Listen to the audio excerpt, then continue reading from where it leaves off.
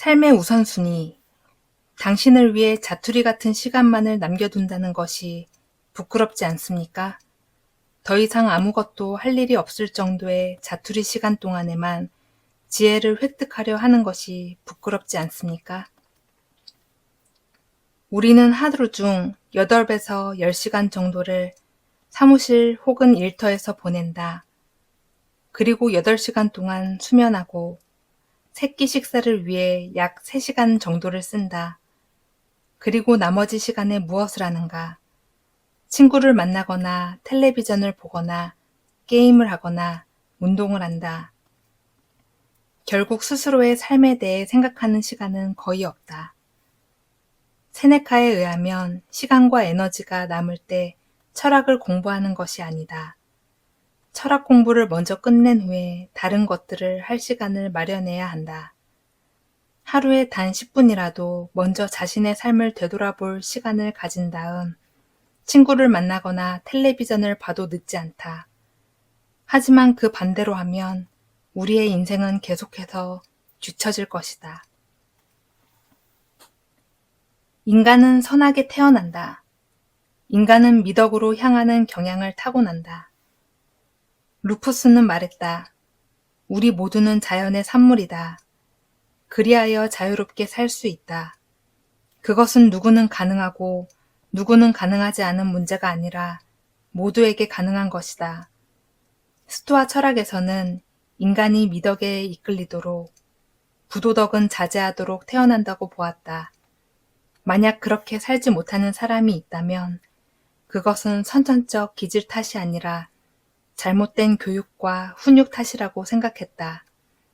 그래서 세네카는 잘못된 생각과 관념을 벗어낼 수 있는 도구가 철학이라 했으며 철학으로 말미암아 진실한 본성으로 돌아갈 수 있다고 역설했다.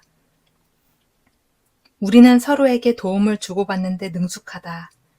그렇지 않았다면 종으로서의 인류는 생존이 불가능했을 것이다.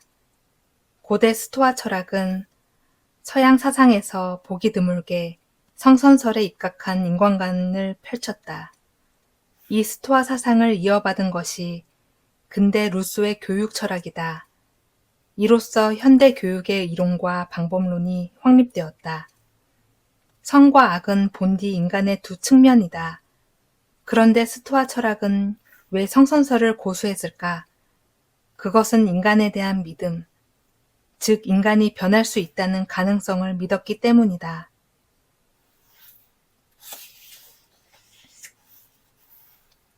아모르 파티, 당신이 바라는 대로 세상이 돌아갈 것이라고 생각하지 마라. 그것보다는 실제로 무엇이 일어나는지를 보라. 그렇게 해야 삶이 순조로울 것이다.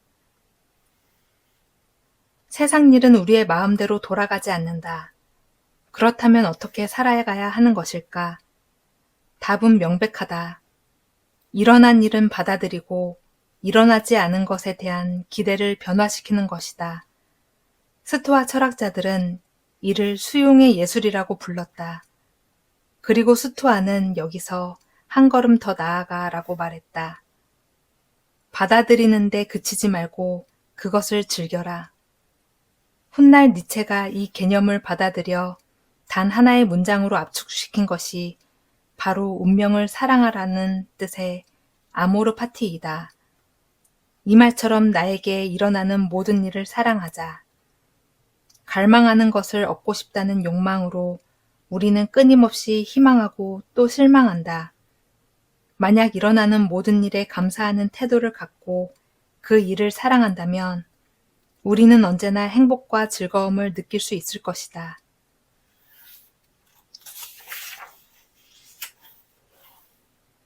운명과 숙명. 외부 사건으로 고통을 겪을 때 우리를 괴롭히는 것은 그 사건이 아니라 사건에 대한 우리의 판단이다. 우리는 즉시 그 판단을 없애버릴 수 있다. 이렇게 생각해보자. 당신은 정치가가 되어 세상을 바꿀 야망을 품고 있다. 젊고 야망에 가득 차 있고 조금씩 중요한 위치로 올라서며 경력을 쌓고 있던 어느 날 39살의 나이에 건강에 문제가 생긴다. 의사는 성인에게는 듣기 드문 소아마비라고 하며 결코 예전의 삶으로 되돌아갈 수 없다는 진단을 내린다. 그렇다면 여러분은 어떤 생각이 들까? 경력이 끝났다고 생각하지 않을까? 이 이야기는 플랭클린 루스벨트가 겪은 이야기이다. 미국에서 가장 존경받는 대통령 중 한 사람인 루스벨트를 이해하고자 할 때 이 소아마비 장애를 빼놓을 수 없다. 소아마비라는 사건은 그를 장애인으로 만들었다. 하지만 그는 이 장애가 자신의 삶을 만들어가는데 방해가 되지 않는다고 판단했다. 당시 성인 소아마비는 불치병이었음에도 루스벨트는 자신을 질병의 희생자라고 생각하지 않았다. 스토아가 말하는 수용은 운명을 단순히 수동적으로 받아들이라는 의미가 아니다. 수용과 숙명적 태도를 혼동하지 말자. 의사의 처방에 따르는 것처럼 사람들이 흔히 승마 훈련하기, 얼음물로 목욕하기, 맨발로 걷기와 같은 의사의 처방에 따르는 것처럼 자연의 처방을 따라야 한다. 의사의 처방이 치료와 건강 회복에 도움을 주고자 하는 것이고, 자연의 처방은 질병이나 신체 불구 혹은 불공정함으로 교통을 겪고 있는 운명에 도움을 주고자 하는 것이다. 스토아 철학자는 비유의 달인이었다.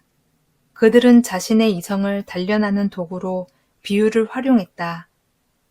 아우렐리우스는 아무리 끔찍한 요구일지라도 의사의 처방이라고 하면 사람들이 기꺼이 따르는 경향과 인간이 살아가면서 겪는 고통을 비교했다. 의사가 당신에게 이 지독한 병을 낫게 하려면 박쥐처럼 거꾸로 매달려 잠을 자야 한다고 말하더라도 당신은 아마 따를 것이다. 물론 조금 바보 같다고 생각하겠지만 이것이 당신을 낫게 한다고 믿으며 금방 적응할 것이다. 이와 다르게 우리는 외부에서 일어나는 사건이 계획한 것과 다르게 흘러간다면 죽기 살기로 싸운다. 아우렐리우스는 이렇게 물을 것이다. 이 불쾌감이 의사가 처방한 치료의 일부라면, 이 불편함이 우리 삶에 약만큼 좋아진다면 어쩌겠는가. 의사의 지시를 따르는 것처럼 운명이 주는 불쾌를 기꺼이 따르라.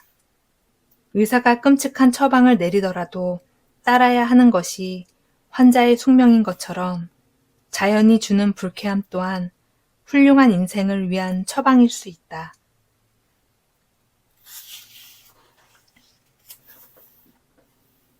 변화는 선도 악도 아니다. 변화하는 것 중에 악한 것은 없다. 그것은 마치 새로운 상황에 맞서 저항하는 것 중에 선이 없는 것과 마찬가지이다. 사람들이 변화는 좋은 것이라고 말할 때 그것은 보통 누군가에게 혹은 자신에게 확신을 받고자 하는 행위일 뿐이다. 직관적으로 우리는 변화를 나쁜 것이라 여긴다. 그것이 아니라면 적어도 의심스러운 것으로 생각한다. 그러나 명심하자. 사건은 객관적이다. 어떤 것이 좋다거나 나쁘다는 것은 단지 우리의 생각이 그렇다는 것을 가리킬 뿐이다. 우리는 그것에 맞서 싸우거나 혹은 그것을 위해 싸우지만 모든 상황은 좋은 것일 수도 나쁜 것일 수도 있다. 그것들은 그냥 그 자체일 뿐이다. 가장 좋은 태도는 무엇일까? 모든 것을 최대한 활용하는 것이다. 하지만 그러기 위해선 먼저 선과 악으로 바라보는 태도를 멈춰야 한다. 나는 나의 감독관이 아니다. 이것이 바로 행복한 사람과 유복한 삶의 덕목을 구현한다. 삶의 모든 국면에서 일어나는 일과 섭리 사이에 조화가 이루어졌을 때의 말이다. 알코올 중독을 포함하여 모든 중독을 치료하는 12단계 프로그램에서 1단계와 2단계는 각각 이렇게 시작한다. 내 힘으로 어쩔 수 없다. 초월적인 힘이 있음을 인식하라. 중독자들은 종종 2단계에서 싸운다. 무신론자이기 때문에, 종교를 싫어하기 때문에, 그렇지 않으면 왜 이런 일이 일어났는지 알 수 없기 때문에 저항한다. 그러다 깨닫기 시작한다. 그런 저항이 또 다른 형태의 이기주의임을, 그리고 자아 도취임을. 2단계의 실질적인 의미는 이렇다. 자신보다 더 위대한 힘을 믿음으로써 내면의 신성을 깨워라. 2단계를 받아들이면 그때부터 앞으로 나아가게 된다. 즉, 그동안 삶의 중심에 있었던 독수를 버리고 섭리와 조화를 이루게 된다. 신이 세상의 섭리를 감독하고 있다는 사실을 믿을 필요는 없다. 단지 내가 나의 감독관이다 라는 믿음을 버리기만 하면 된다. 내가 모든 것을 통제할 수 있다라는 믿음을 버리는 순간 모든 변화가 시작된다.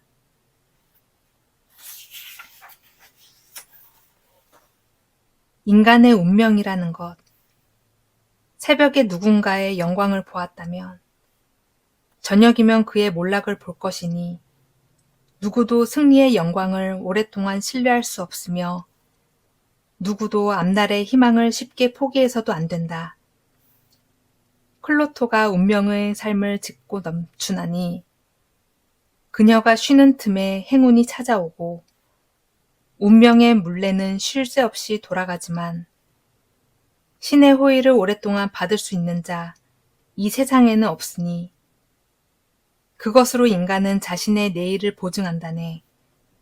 신이 우리의 삶으로 돌진해 오는 동안에도 운명의 물레는 돌개비 바람처럼 돌아가나니. 고대 그리스인들은 생명의 실을 잡는 운명의 여신 클로토가 우리 삶에 일어나는 크고 작은 사건을 결정한다고 믿었다. 그리스 비극 시인 아이스킬로스는 이렇게 말했다. 신이 악을 보내면 누구도 벗어날 수 없으니 악뿐만 아니라 위대한 운명이나 행운 역시 마찬가지이다. 지금의 시각으로는 철학자들의 이런 숙명적 태도가 낯설 수 있다. 하지만 고대인들은 세상을 누가 통제하고 있는지 이해하려고 했을 뿐이다. 번영도 어려움도 영원하지 않다. 승리가 시련으로, 시련이 승리로 옮아가는 것이 그들이 바라본 인간의 삶이었다. 이것은 지금도 진리이지 않는가? 황제보다 강한 자. 명성도 돈도 지위도 신뢰하지 말게. 오직 자네의 힘, 즉 통제할 수 있는 것과 통제할 수 없는 것에 대한 판단력만을 신뢰하게. 이것만이 우리를 자유롭게 하며 제한받지 않도록 하지. 이것만이 깊은 수령으로 우리를 건져주고 부자와 권력자들에게 맞설 수 있게 하네.